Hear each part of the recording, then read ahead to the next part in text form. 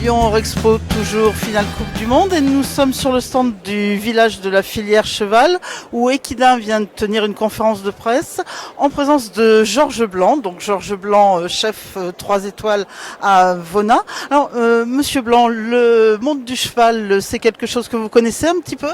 Un petit peu, je vais début juin, j'y retournerai d'ailleurs à Bourg pour le jumping. Ça, c'est une très belle discipline et c'est vrai que dans notre département, eh bien, il faut encourager cette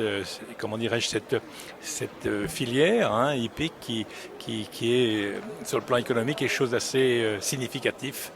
Donc c'est vrai que je suis un ambassadeur de l'Ain plutôt et dans la valorisation des produits comme la volaille de Bresse, cet emblématique produit. Je suis un acteur du monde de la cuisine.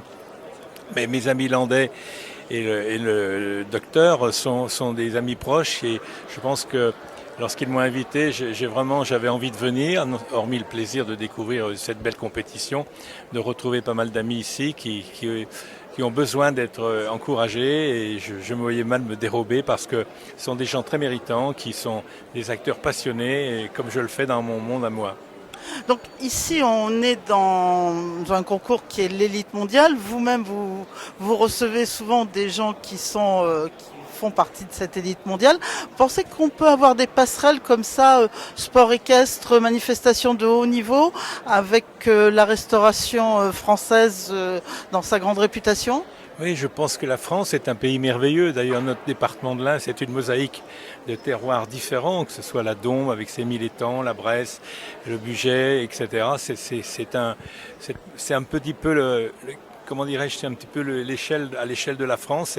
On retrouve ici, au carrefour de tous les grands axes de circulation, des gens qui ont une qualité, disons, qui sont concernés par la qualité et qui, comment dirais-je, sont les meilleurs ambassadeurs de notre pays. La France, dans sa globalité, est un pays qui fait rêver le monde entier parce qu'il y a une culture, il y a un attachement à la qualité, il y a des gens dynamiques, des gens qui font un peu la richesse de nos terroirs, la richesse de nos pays, et c'est aussi des valeurs économiques qui sont soutenues par les collectivités territoriales qui sont présentes aussi aujourd'hui à nos côtés.